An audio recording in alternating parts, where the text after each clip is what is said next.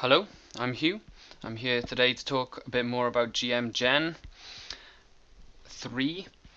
So first thing you can probably notice is that I now have version numbers, so I now understand how version numbers work. So I'm just going to explain that 2 is for beta here, and 1 is because this is the first update I've done since I've been doing version numbers. So GM Gen 3 version 2.0.1. Right. So as you can see, there's quite a new layout to the program now.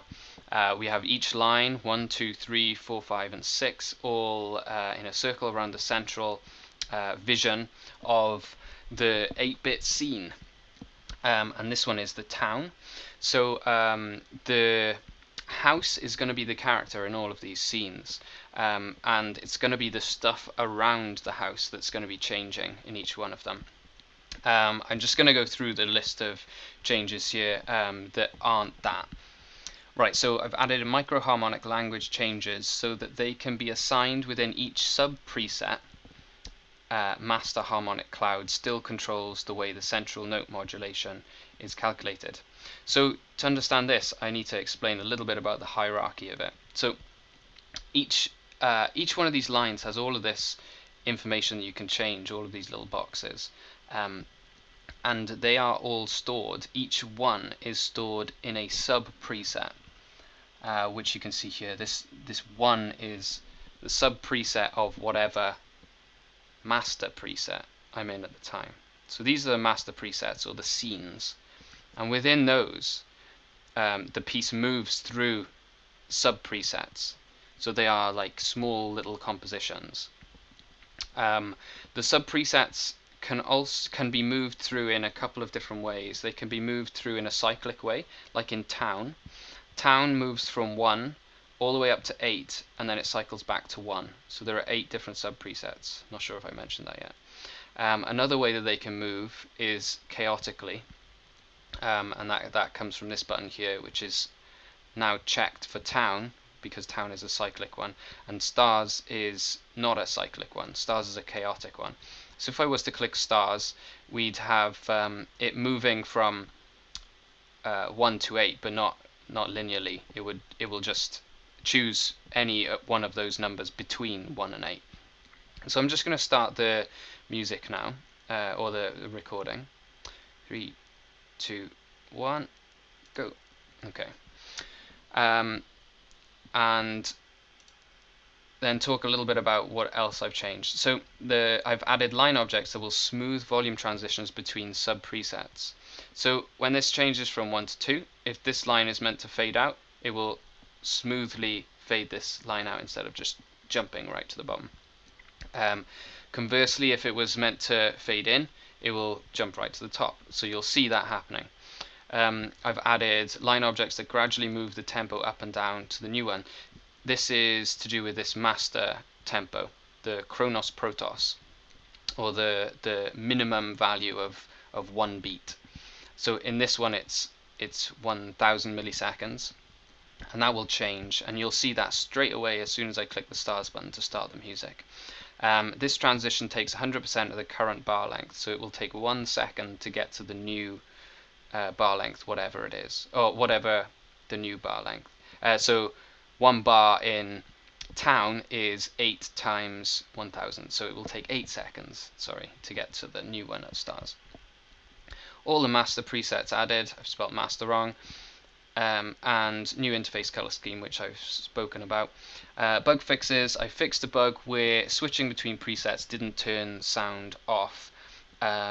This was to do with when certain lines were meant to go off when this button was unchecked, and they just didn't.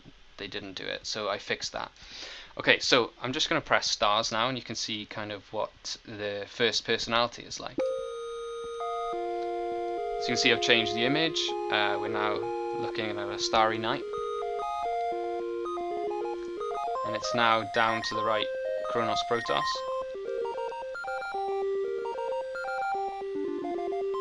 And because this is a chaotic preset,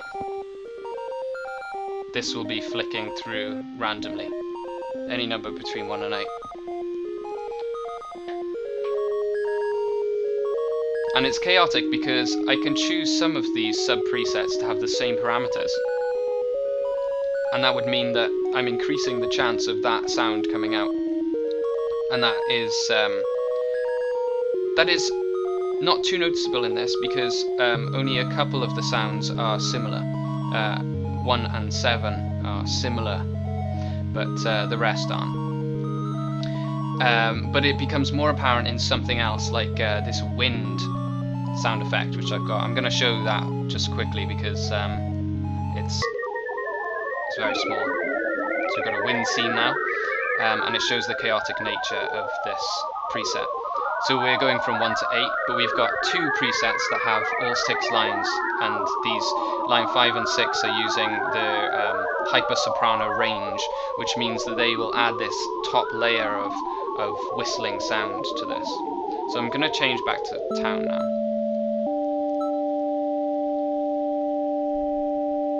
So one of the main things that I would like to change about this is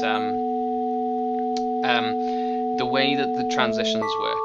I would like them to happen with a system that I'm building called the cascade system, where not all of these things will change. So the first set of town and stars, okay, I'm going to flick between the two now, and if you just look at this line, you'll see how much is different. So you can see some of the things changed. And if I flick back, they all change at once. And what I want to happen is for them to change gradually. So when I click stars, I want it to save some of these memory to alto sustained or something, and then change them gradually. So at the moment it would be playing alto here, maybe, and then now it might switch to soprano. So that would mean that all the relevant features of this changing will be blended with all the relevant features of town as it was changing over, and this transition should be a little more seamless.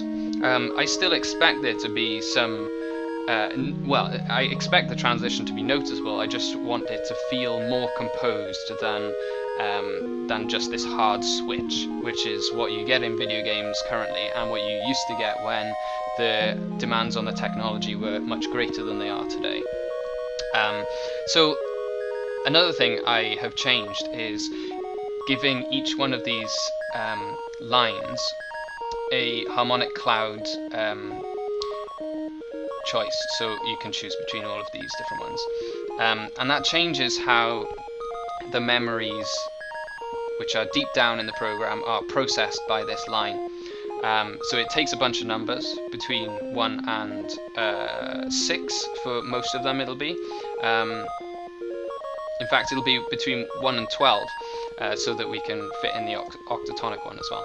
And what'll happen is those numbers will be then assigned onto a scale scheme. So in a minor scale scheme, if we took, let's just say for example, the numbers 1 to 6, if we're in C major, 1 would be C, 2 would be D, 3 would be E, 4 would be F, 5 would be G, and 6 would be A.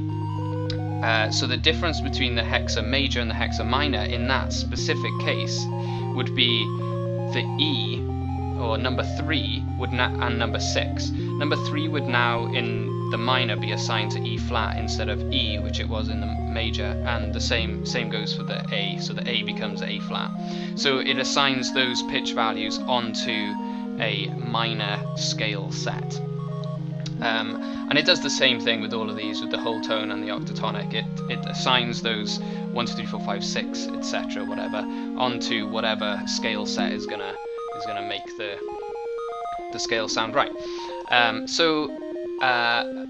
Because these were added, this now would seemingly become obsolete, but it isn't, because this is now deciding how the modulations between chords are happening.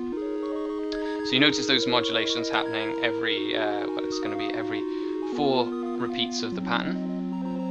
So there we go, we just had a modulation there. Those modulations are happening based on minor primary and secondary chord modulations. So they should always sound very naturally in a minor key. Now this can have interesting effects when you switch these up. So at the moment, this piece, all the lines that are playing are in hexa minor. So this minor is the same as this minor. The minors in the lines is the same as this one. But what happens if we change that? So I'm just going to click to escape, just to illustrate this. So we've got minor in the lines, and we've got major in the master parameter. So we're going to get some slightly strange, or stranger than normal traditional composition would suggest. Stranger transitions. But it fits this kind of escape theme. And if I switch to dungeon, you can see the effect even more pronouncedly, because the difference between each one of these line controls and between dungeon and escape is not that different. They are quite similar, but the major difference is this. We're now using octatonic pitch modulation, or chord modulation, which really gives this a completely different sound to escape, even though they're almost built on very similar material. So by adding this level of control to each one of these lines, which I thought was going to bring a certain greater level of control over the program, I actually managed to gain this type of control as well, and was able to really build different master presets by just switching that.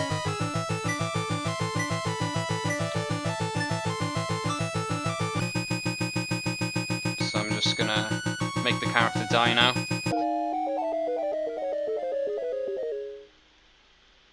Hope some of you got the Zelda reference. Yeah, so I think that's all I'm going to be going over today in this video. I hope this has been informative and that you've enjoyed it, and I hope to get some more up soon on the newer stuff that I'm putting in, and maybe we'll be able to show the piece that I'm going to be working on with this, which is going to be a generative narrative. So I'm going to create a bunch of different lines of me narrating a story, and have this program select between them and dynamically choose the master presets to go along with it. So it should be quite interesting. Cool. Well, thank you for watching. See you next time.